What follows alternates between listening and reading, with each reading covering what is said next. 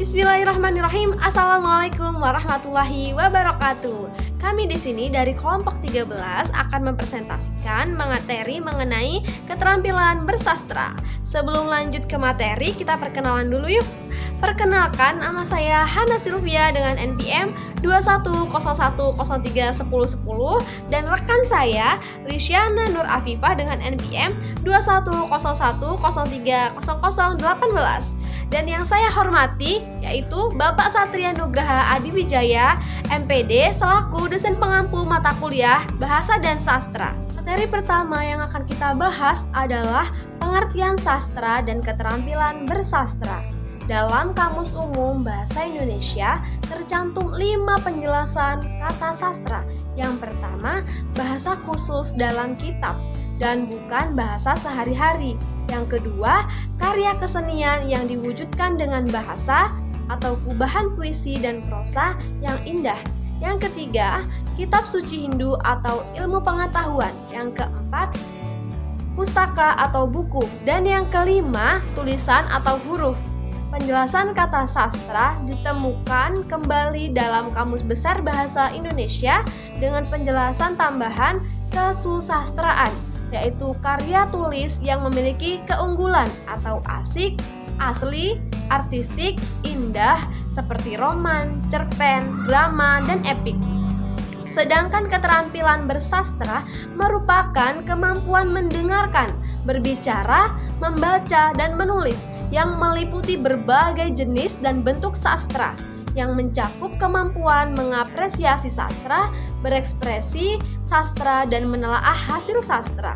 Selanjutnya, jenis-jenis sastra. Yang pertama, puisi. Puisi merupakan bentuk tulisan bebas yang merupakan sebuah ekspresi dan gagasan penulisnya dalam bentuk bait-bait yang diolah sedemikian rupa untuk menghasilkan ulasan estetis yang dapat menggugah dan memberikan pesan secara tidak langsung melalui berbagai gaya bahasa. Yang kedua, prosa.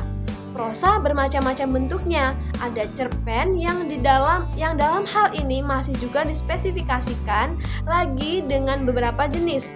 Ada cermis, cerita misteri, cerbung, cerita bersambung, dan cerpen dalam artian yang sebenarnya yaitu cerita pendek, novel, dan naskah drama.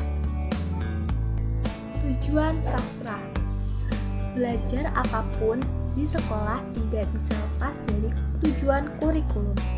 Pengajaran sastra juga membentuk sikap, pengetahuan, dan keterampilan siswa.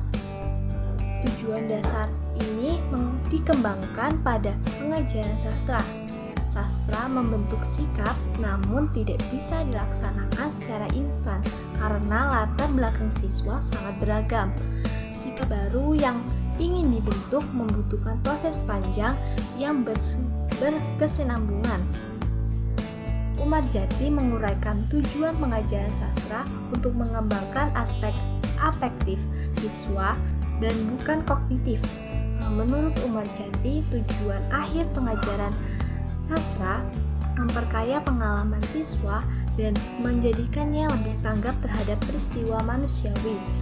Pengenalan dan rasa hormat terhadap tata nilai baik dalam konteks individu maupun sosial. Fungsi sastra. Sastra memiliki 3 fungsi.